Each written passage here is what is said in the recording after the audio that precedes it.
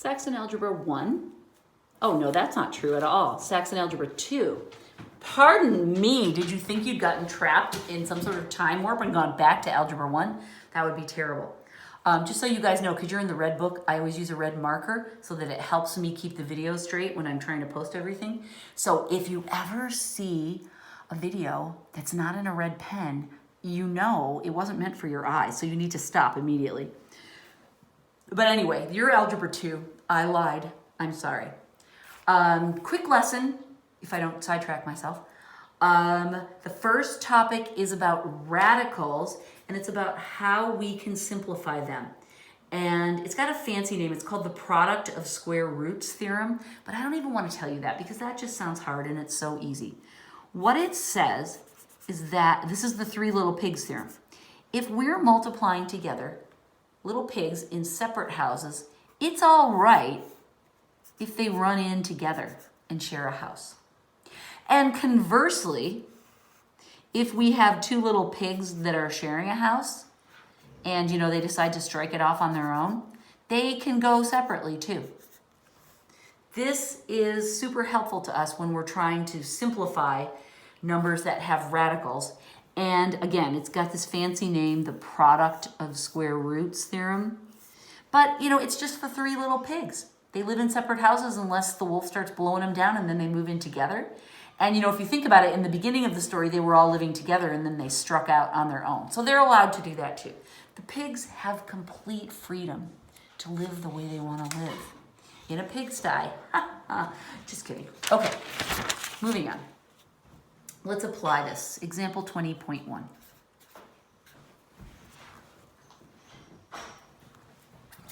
Simplify.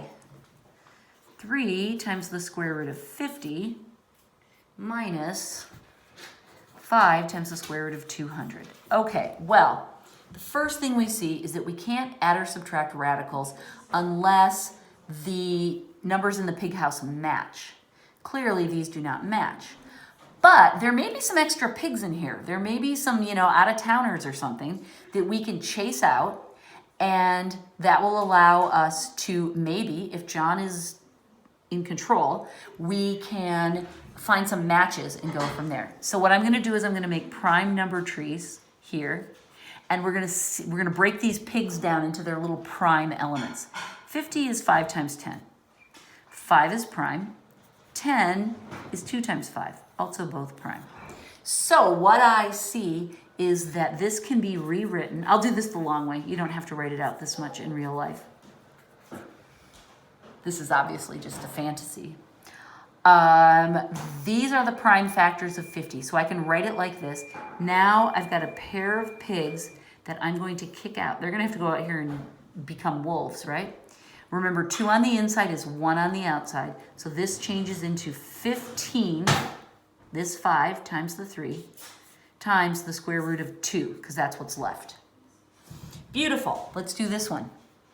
20 times 10. 20 is 4 times 5, which is 2 times 2 times 5. I'm assuming you guys remember how to do factor trees and you're fast and good at them. 2 and 5. Remember, we just pick any two factors and start breaking them down until we get down to prime numbers and we can't do any more. I went really fast. If we were in class, I would have made you do those. So, be thankful. 5 is on the outside, and now we can write all of these in here. I wouldn't necessarily write this again once you get the hang of it. You can kind of work from this notation, but for now, just write them out. So I have 1, 2, 3 2s, and 2 5s. Whoa. So I can pull out a pair of 2s and a pair of 5s. So I'm going to multiply this 5 out here times 10, right? 2 times 5. That leaves one little 2 pig in the house. So now I have minus 50 times the square root of 2. And John is smiling down at us from heaven because look, they match and all is good. So we can ignore the radicals, deal with the numbers on the outside, the wolves, if you will, and we get that our answer is minus 35 times the square root of 2. Correct answer. How fun was that? I know, it's really fun. Example 20.2. I know you're smiling. I know you're thinking, I can't wait to do these myself. All right. Watch this one.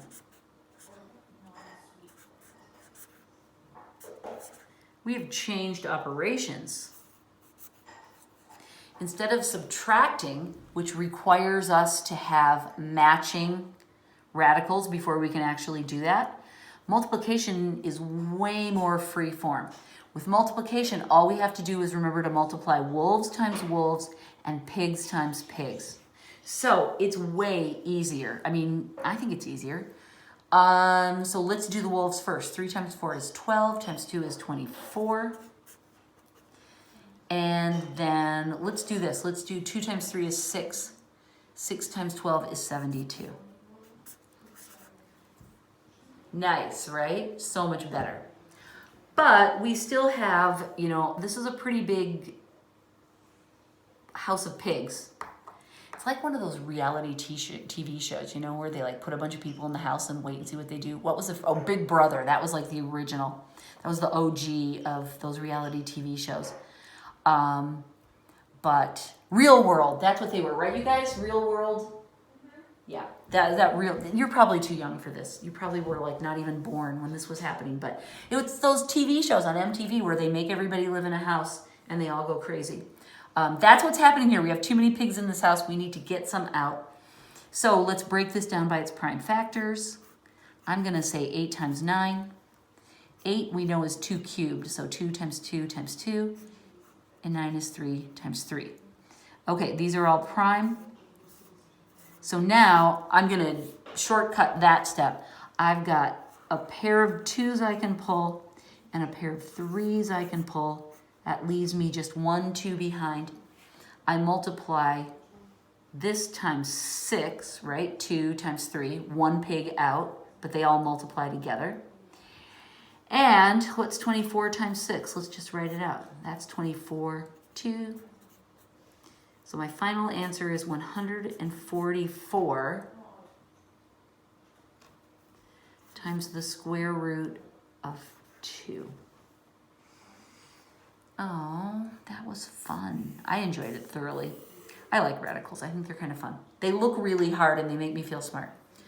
Okay, one more problem from this section, and then we're going to do a quick line problem just because. Here's example 20.3. This is a mashup. 4 times the square root of 3.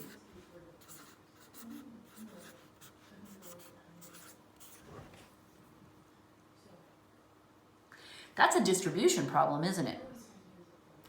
So we're going to do this kind of business, this kind of business, and then we'll see if we can actually do the subtraction once we multiply. So let's try it. 4 times 2. So we're doing wolf to wolf, pig to pig. Wolf to wolf is 8. Pig to pig is 9. And I'm going to pretend that I don't notice anything more about that, and I'm just going to go on. Minus wolf to wolf, there's an invisible 1 there, so that just becomes 4. Pig to pig, 18. All right, that went well. Now we're ready to simplify. Now you might have caught this earlier that, look, it's 2 3s, and you automatically can see, okay, this 9 can come out as a 3, and we have no more pigs. So this becomes 24. Whether you needed to do that in 2 steps like I did, or you can just jump from here to here, say 4 times 2 is 8, times the 3 that jumps out is 24. Either way is fine. Faster is not always better. What matters is that you understand. Okay, and then here I get excited because I see 18. That is 9 times 2, and that's 3 times 3. So I can pull out a 3, multiply it by the 4, and then I'm just going to be left with him, minus, that's 12, square root of 2. Final answer, That's as simplified as can be, and we can't do that subtraction because the radicals don't match. Okay? So there are 3 different styles of those problems. And remember that in order to add or subtract, the radicals have to match like fractions. But when we're multiplying, it's way easier. It's just wolf to wolf, pig to pig. Beautiful. Okay, we have one more problem. And it is a line problem, y equals mx plus b. And these are fun because John gives us a great big helping head start. Find the equation of the line that is parallel to this line, 2y minus x equals 2, and passes through this point, 3 minus 1. Okay, how do we find out the slope? John doesn't give us 2 points, so how are we supposed to find out what the slope is? Here's how. Parallel lines have, ready, wait for it, matching slopes.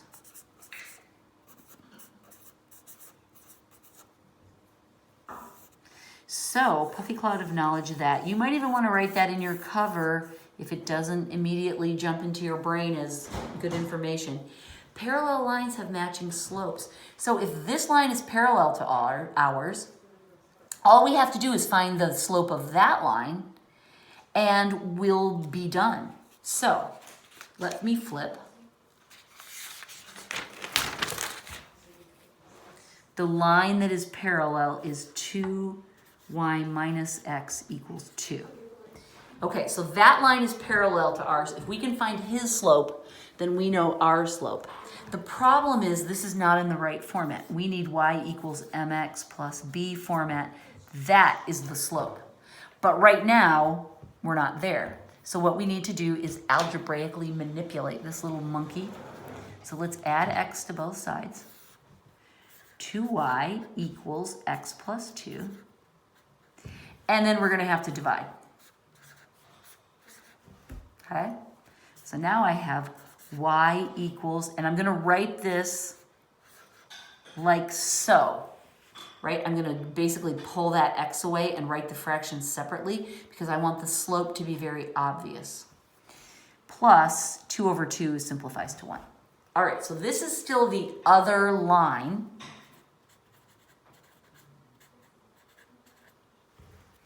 But we can steal that slope and make it our line, right? So now we're going to talk about our line. And this y-intercept isn't the same, but in our line, m equals 1/2. 2 lines that are parallel have the same slope. It's intuitive. We can just think about the picture and realize, well, yeah, that would be the same slope, wouldn't it?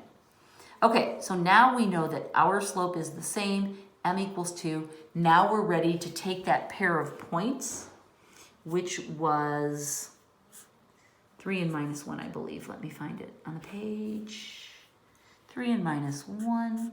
And now we can plug in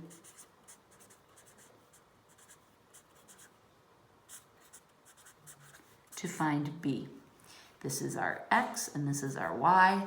This is what we're working with. Good old y equals mx plus b. So we can say minus 1 equals 1/2 times x, which is 3, plus b. Makes sense? We just plug those 3 in to our beautiful equation of a line, and now we're solving for the 4th piece. This is 3/2. We're adding it, so we need to subtract 3/2 from both sides. This all cancels. Now this I need to restate with a 2 on the bottom so that I can combine them. -1 would be -2 over 2, right? So this becomes -5 over 2 equals b. So the equation of our line is y equals 1/2 x minus 5/2. These problems are easier than the ones where John gives us 2 points and we have to use that M slope formula thing to crank out the slope. Here he's saying, look, here's a line. It's parallel to yours. And we go, oh, okay, let's find his slope and then we're going to steal it. Not really. That's like saying you go to a family reunion and steal other people's genes. You're related. You're not stealing it. You just have it in common. So we just know that we're blood brothers, and so we can use his slope as our slope. Isn't it happy? This is right, by the way. That is the end of lesson 20. I feel good about that. I feel really good about that. I enjoyed it. I hope you did too. And now we're 20 lessons into this book. Fabulous. Look, I better mark off mine. I didn't mark off 19. We're making headway, aren't we? It's starting to look like what I would call a goodly chunk. We are really killing it. You guys look. I mean, I cross them off when I teach. You have to cross them off when you do your homework, so I'm like ahead of you. But that's looking like halfway to Christmas to me. 1, 2, 3, 4, 5, 6. 1, 2, 3, 4, 5, 6, 7. Okay, not quite. But we're getting there. It's very exciting. Okay, thank you. Goodbye.